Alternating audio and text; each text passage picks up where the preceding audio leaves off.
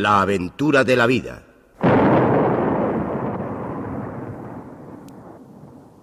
Un programa de Radiotelevisión Española con guión, dirección y presentación de Félix Rodríguez de la Fuente.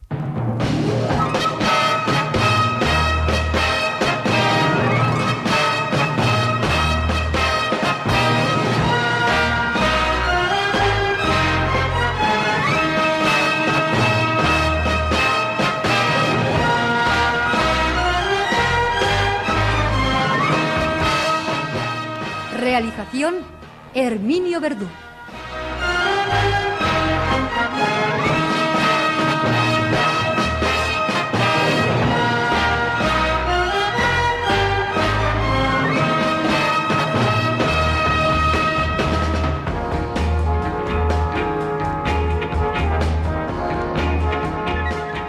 Queridos amigos de la aventura de la vida, en este ya largo serial que podría llevar, aparte del de relatos africanos, el título de Meditaciones desde una tienda de campaña o Recuerdos desde el terror, seguimos inmersos en las consideraciones que a uno le sugirió la noche africana hace ya años, cuando tenía el inmenso placer de pasar largas temporadas en las estepas y sabanas, cuya fauna, cuya flora y cuya música, la música de la noche, no ha cambiado desde el principio de los tiempos.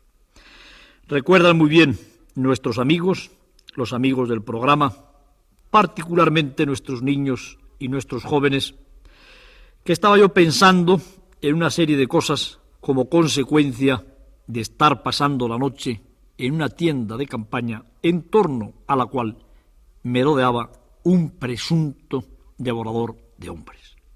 Un león que tenía incluso nombre propio, Hatari, miedo, peligroso, en suajili, y del que se sospechaba que se había comido algunos masáis.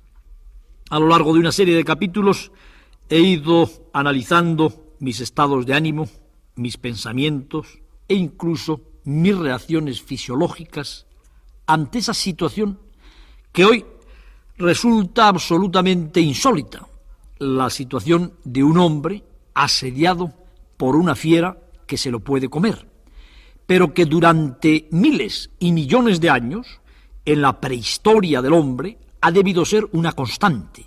En teoría, cada vez que una tribu o una horda de hombres primitivos se retira a su poblado, se encaramaba en el cantil donde estaban ubicadas las cavernas donde descansaban, tenían el peligro posible y teórico de ser arrancados en el silencio de la noche del lugar de su descanso y de ser devorados por una fiera. Algo así, yo me imagino que en estadísticas, a lo que hoy ocurre con el tráfico. Nadie que viaje, sobre todo en días de lluvia, de carretera mojada, que se atreva a atravesar la península ibérica, pues está libre de caer dentro de esas dramáticas estadísticas de que se lo puede comer también. Esa otra fiera terrible, yo creo que infinitamente más despiadada, que es la fiera del tráfico, de la máquina inventada por el hombre. No tiene nada de particular y se cuentan muy bien en publicaciones de toda índole, incluso en programas de televisión, las situaciones del hombre ante la fiera mecánica. Pero es algo que pertenece a la noche de la historia y, sin embargo, ha modelado nuestra conducta e incluso nuestras formas, ese terror del hombre ante el enemigo ancestral. Después de haber tratado de detectar de todas las maneras posibles lo que ocurría fuera de mi tienda de campaña, después de haber sufrido todos los síntomas del miedo, los sudores, la horripilación, la relajación de esfínteres, aquella noche parece que no terminaba nunca. Sin embargo, hubo dentro de la gigantesca monotonía de la música de la noche africana millones y millones de insectos estriduladores, es decir, grillos, semejantes a nuestros grillos comunes, grillos, topos o cebolleros de otras variedades, dentro de esa enorme monotonía de la orquesta africana, empecé yo a escuchar un sonido que no es frecuente en las sabanas y en las estepas que no estén densamente pobladas de árbol, de vegetación arbórea. Un sonido que recuerda vagamente al que produce una sierra, un serrucho un tanto ronco al seccionar la madera. Comenzó este serrucho biológico a escucharse lejos, en el confín del horizonte. Yo no sé si alguna vez algún hombre habrá oído con tanta nitidez como yo oía en aquella noche de Mara Masai en la tienda de campaña africana. Los primates somos criaturas dotadas de excelente oído y de maravillosa vista. En contraposición, carecemos prácticamente de olfato y tampoco es excesivamente bueno el tacto del cuerpo. Al menos carecemos de esos pelos táctiles que se llaman vibrisas y que tienen la mayor parte de los animales que se mueven en la noche. Incapacitado en la noche para ver, tenía yo que acudir sobre todo al sentido del oído, afinar el oído para interpretar la música de la noche. El serrucho, amigos míos, se seguía acercando. Aquel rugido entrecortado, monótono, un tanto mecánico, si quieren, por su isocronía, por su falta de modulaciones, avanzaba directamente. En una noche sin brisa ni sin viento, yo pienso que muy cerca ya de la amanecida, hacia mi tienda de campaña. Era, amigos de la aventura de la vida, Chui, el leopardo. El leopardo estaría avanzando, le había visto tantas veces al leopardo. Me había pasado y me he pasado tantas horas mirando y remirando y admirando al rey de los depredadores, que desde mi miedo, desde el recogimiento de mi tienda, desde mis tímpanos quintaesenciados en aquel momento por todas las fibras que 4 millones de años de selección natural estaban poniendo en aquel momento a la disposición de mi sistema de alarma, me permitían ver con toda nitidez aquel leopardo que se estaba moviendo en las tinieblas, invisible entre las altas hierbas, pienso, por el volumen con que llegaban sus rugidos, a 200 o 300 metros de distancia. El leopardo, blando de aspecto, por ese fantástico mecanismo de su pelo, de sus epitelios, para no hacer ruido ninguno cuando se desplaza entre la hierba. El leopardo, dotado de los ojos más hermosos del mundo, del pelaje más codiciado en el comercio de la peletería que le está llevando al borde mismo de la extinción, avanzando directamente hacia mi tienda de campaña.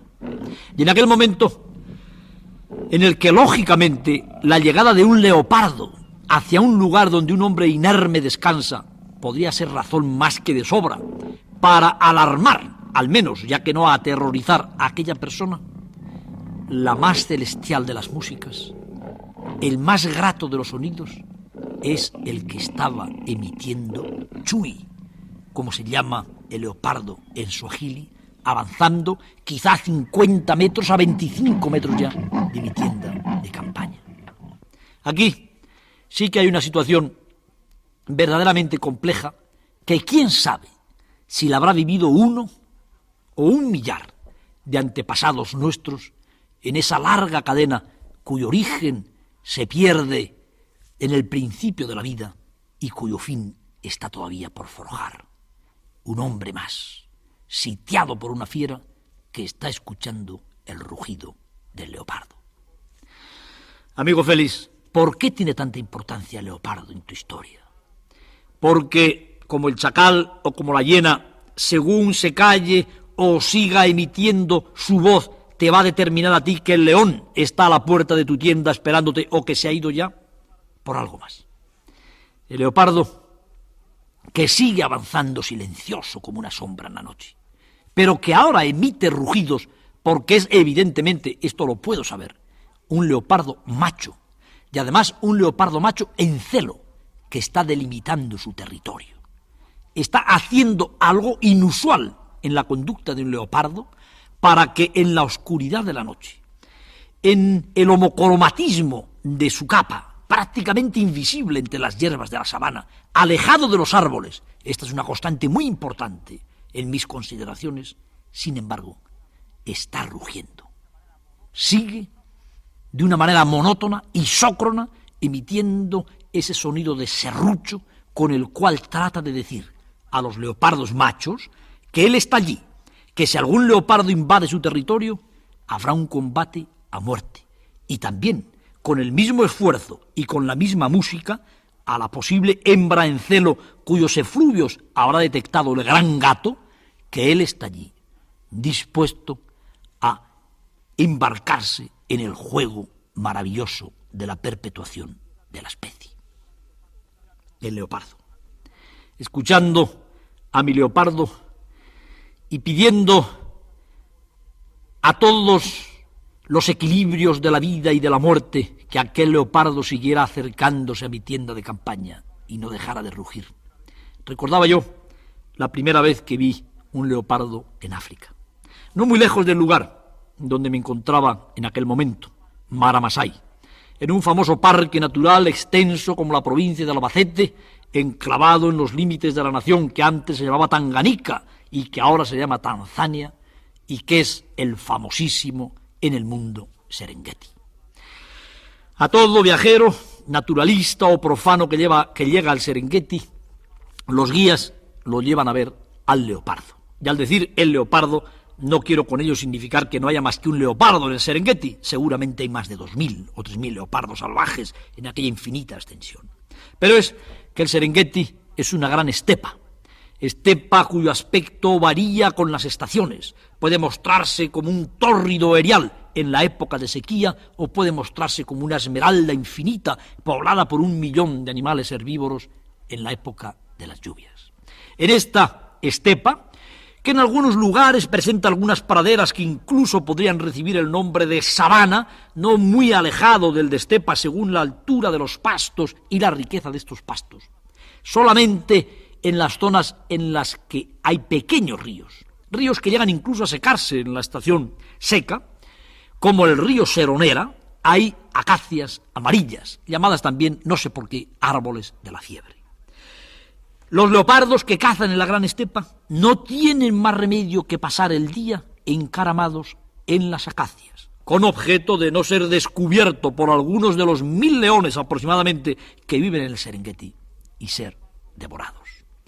El leopardo es un predador, pero el león es un superpredador, y se han comprobado en infinidad de ocasiones cómo los leones han sorprendido a un leopardo alejado de un árbol y lo han despedazado con una furia y con una ira tremenda que únicamente ponen en marcha los depredadores cuando tratan no ya de matar para comer, sino de destruir para que no compita con ellos a otro depredador que se alimenta de presas de parecido porte.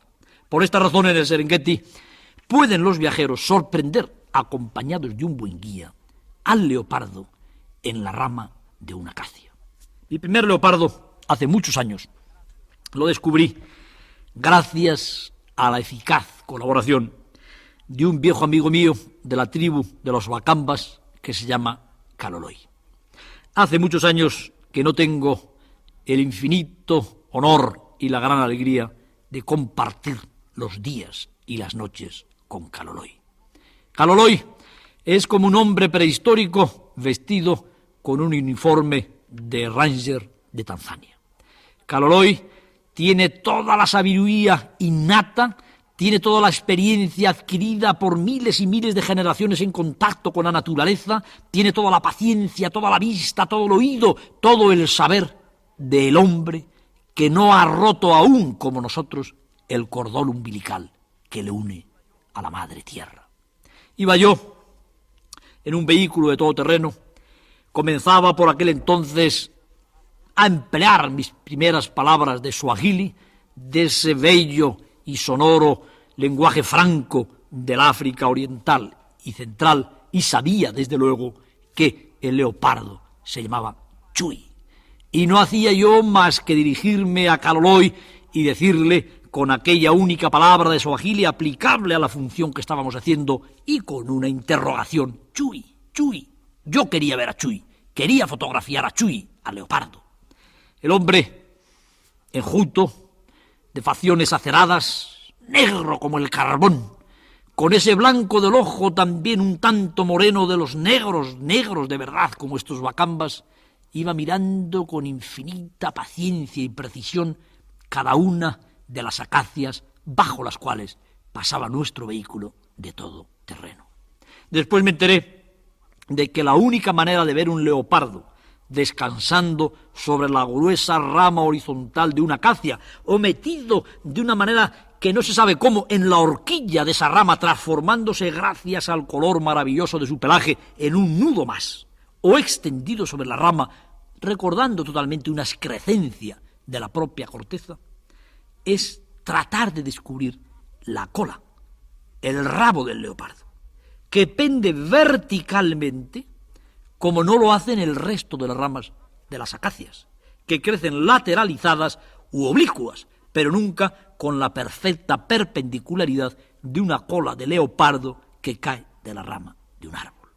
Un hombre que quiera descubrir un leopardo en una acacia africana no debe de tratar de ver sus formas anatómicas, debe de tratar de descubrir un bastón vertical del grosor del brazo de un hombre de 1,5 metros de longitud que cae hacia el suelo. Si descubre esto, un poco más arriba estará su dueño, el leopardo. Así, de pronto se detuvo el vehículo en el que avanzábamos Kaloloi y yo bajo las acacias africanas.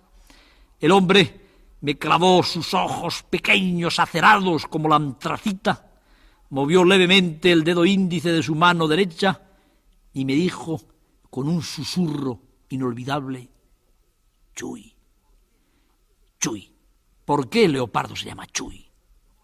Es que no puede tener un nombre tan aparatoso como el de Simba, el rey, el león, que en masái se llama Oluwarú, en lenguaje onomatopeico. No puede tener un nombre tan aparatoso como el de Kiboko, el leopardo, el hipopótamo, perdón. El leopardo no podía tener más nombre que el que tiene, y en el origen del nombre suajili del leopardo quizá llegáramos al susurro emitido en la noche de los tiempos por ese individuo dominante de manada humana, por esa madre homínida aún, que no ha pasado la frontera entre el útil primitivo, la piedra tallada, y la lanza o el fuego, y que debe decir el nombre del animal más peligroso de la creación, de tal manera que ni el propio animal, dotado de un oído agudísimo, se entere. Decir leopardo para avisar a un amigo que está al lado de que hay algo allí que se le puede comer en la noche y tener que decirlo además susurrando a su oído, resultaría incomodísimo. Pero imagínense ustedes, e imaginaros vosotros niños, que para designar al animal que más interesa en ese momento de la noche, se busca la palabra más fácil de emitir al oído como un susurro: Chui, Chui, Chui. Por eso posiblemente el leopardo se llama Chui, y por eso posiblemente el suajili, que es un cajón desastre hecho con raíces bantúes, centroafricanas, árabes, incluso algunas europeas, puede haber traído esa palabra Chui desde hace 2 millones de años, cuando Chui, el leopardo, era el tema más interesante para nuestros antepasados, tan interesantes como pueda ser para nosotros hoy la política, el tráfico o la economía. Porque Chui se diferencia de todo el resto de los depredadores vivientes en una dramática circunstancia. Es hoy por hoy el único carnívoro especializado en la caza de primates. Y el hombre, amigos míos, no lo olvidemos, sigue siendo un primate, aunque viaje en avión, lleve Salakov y sahariana y se desplace con una cámara fotográfica o con un rifle. Chui El leopardo es el único depredador específico de los primates grandes. Puedo incluso certificar esta afirmación, que aparece pues prácticamente en todos los libros científicos, con la circunstancia de que los únicos gorilas machos, animales de más de 150 kilos de peso, con una fuerza capaz de arrancar de un manotazo el cuero cabelludo de un hombre, como ha ocurrido en ocasiones, de doblar los más gruesos barrotes de los parques zoológicos, de comportarse como auténticos cíclopes que han dado pábulo a esa idea monstruosa de King Kong, los únicos gorilas machos adultos que han sido matados por alguna criatura viviente, aparte del hombre armado con rifle, con arma de fuego, han sido matados por leopardos. El leopardo está tan bien dotado para dar caza a los primates que no solamente es el enemigo mortal de los chimpancés, evidentemente de los papiones, hamadrias y todos los monos terrestres que han evolucionado hacia unas armas tremendas, mortíferas en sus caninos y hacia un comportamiento enormemente agresivo y cooperativo para defenderse de ese depredador específico, sino que es incluso capaz de dar muerte al más grande y fuerte de los primates vivientes, que es el gorila.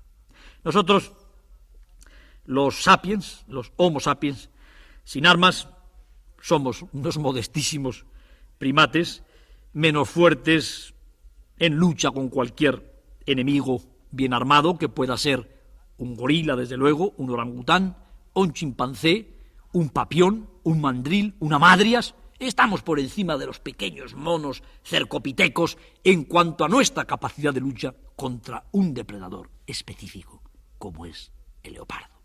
Pero hay una larga historia en esto del leopardo. Y estoy yo entrando en esta historia a través de la alegría que a mí me produce en la noche africana un leopardo avanzando hacia mi tienda de campaña. Y el escuchar ese rugido isócrono del leopardo, esa especie de voz emitida por una máquina de serrería, me lleva a recordar mi primer encuentro con el leopardo. Y les estaba diciendo que Kaloloi, negro como la noche, señala con su dedo de sus cortas manos de Wakamba hacia la rama.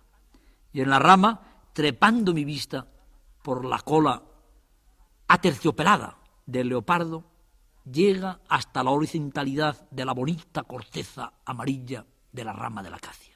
Y siguiendo su horizontalidad hacia la derecha, descubre la hermosa, la fascinante cabeza del leopardo. Y en la cabeza del leopardo, algo que nunca jamás podré olvidar en mi vida: los ojos del leopardo. Dos gigantescas esmeraldas, dos prodigiosas aguamarinas, frías, insondables, misteriosas, mortales. Los ojos del leopardo desde una rama a unos 8 metros de distancia. Kaloloi y yo, con el cuerpo sacado ya por esa especie de apertura que tienen los vehículos para hacer películas en África, una parte del techo que se desplaza mediante una corredera y por la cual uno se incorpora, saca el tórax y con la cámara fotográfica se dispone a trabajar. Con el medio cuerpo sacado por aquella tronera de nuestro vehículo de todoterreno, mirando yo a reojo al Wakamba, que estaba convencido de que conoce lo suficientemente bien a los animales como para no cometer imprudencias, a 6 metros de los ojos de Chuy, que nos está mirando desde una rama en la misma posición, en la orientación del espacio, en la misma posición, en la geometría de la vida, que debió ocupar el leopardo en tantas ocasiones 1/10 de segundo antes de saltar sobre la garganta de otro primate, de un tatarabuelo mío y de ustedes, perdido en la sabana de África. El leopardo arriba, nosotros abajo, el ángulo muy agudo y los ojos del leopardo clavados en aquel momento en mis ojos, mirando en los ojos más bellos del mundo. Ha habido algunas actrices que se han hecho famosas porque han tenido unos ojos que remotamente recordaban ese verde azulenco incomparable de los ojos de leopardo. Tratando de profundizar yo, y aquel día no había miedo, como en la noche de mi tienda de campaña, sino curiosidad infinita en los ojos del leopardo. ¿Cuántos siglos, cuántos milenios, cuántos capítulos fascinantes de convivencia y sobre todo de interdependencia entre antepasados nuestros y leopardos? Hoy son escasísimos los leopardos devoradores de hombres. Hoy la reacción del leopardo ante el hombre es ponerse en fuga o permanecer como hasta el momento estaba haciendo Chuy en la rama de la acacia, inmóvil, como si se hubiera transformado en mineral, en el mineral del bello color esmeralda de sus ojos. Pero los pocos leopardos que se han habituado a cazar hombres han causado tales bajas que, por ejemplo, en la India, que es la nación donde hay más seres humanos actualmente y sobre todo en la historia conocida, temprana, matados por animales, bien sean cobras, bien sean tigres u otros seres, el récord lo ostenta un leopardo hembra que mató a más de 150 personas antes de ser abatida por el hombre. ¿Por qué? Porque el león, por ejemplo, ese león que me está llevando a mí ahora a contarles a ustedes y a contaros a vosotros, que os veo aquí, niños, amigos, sentados a mi alrededor, llenos de curiosidad. El león, que es el rey de los animales, no es un carnívoro, no es un félido utillado para matar primates. Es un cazador de grandes herbívoros, sobre todo de antílopes de un peso de 150 a 200 kilos, de cebras, pero no de molestos, de pequeños y de agresivos primates. El guepardo, que es otro gran cazador, es un corredor especializado perfectamente en la caza de gacelas. Los perros cazadores, que son como los lobos africanos, actúan en grandes grupos y están también de alguna manera específicamente constituidos, tanto en su anatomía como en su comportamiento, para dar muerte y compartir grandes herbívoros. El único depredador especializado en la captura de primates es el leopardo. Su pura técnica de matanza explica perfectamente que desde la punta de la cola hasta el moteado de su pelaje es una especie de máquina producida por la naturaleza para hacer el mayor de los favores que se le puede hacer a un primate hablando biológicamente. ¿Y cuál es ese favor? Me pregunta aterrada con los ojos desorbitados esa señora que ve ya un poco por dónde voy. Y yo la digo, señora mía, para que usted y yo estemos aquí. El mayor favor que nos ha podido hacer la naturaleza ha sido que durante todo el proceso evolutivo de nuestra prehistoria, 4 millones de años según se sabe hoy, desde australopitécidos hasta Félix Rodríguez de la Fuente hablando en la radio y usted escuchándome en el cuarto de estar de su casa, haya habido leopardos que nos hayan recechado, acechado y dado muerte. Es tan tremendamente contundente lo que acabo de decir, que yo creo que requiere una explicación. Antes de dar a la señora esa explicación, y me dirijo a usted porque seguramente es la que se encuentra más asombrada ante lo que acabo de decir, caray, que nos está diciendo nuestro amigo Félix que, si no ahora, que resulta muy molesto que a uno se le coma un leopardo, en nuestra historia evolutiva, desde que nuestros antepasados dicen los científicos que eran unos primates de 35, 40 kilos de peso, con el cuerpo cubierto todavía de pelo, empezando a manejar unos primeros guijarros que lanzaban contra sus enemigos, fue providencial que hubiera habido leopardos, y que de no haber habido leopardos y otras pocas fieras más o menos especializadas en la matanza de primates, seguramente no estaríamos ahora hablando ustedes y yo a través de la radio. Como anticipo a este tema, que va a ser el de la semana que viene, lo único que les voy a decir es que aquella mañana, después de mirar profundamente, infatigablemente, en aquellos 2 lagos inmensos, quizá en cuyo fondo estaba escrita la historia de la vida del hombre y del leopardo, yo me quité, yo diría que con humildad y unción casi religiosa, mi sombrero de naturalista africano y dije: muchas gracias, señor Leopardo.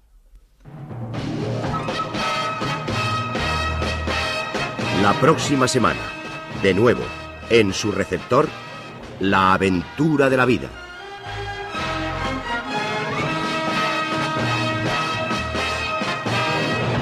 Un programa de Radiotelevisión Española con guión, dirección y presentación de Félix Rodríguez de la Fuente.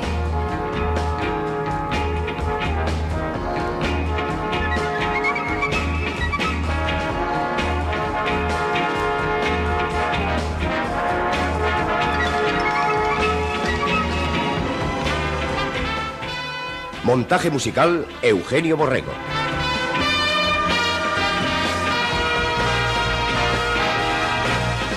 Realización, Herminio Verdú.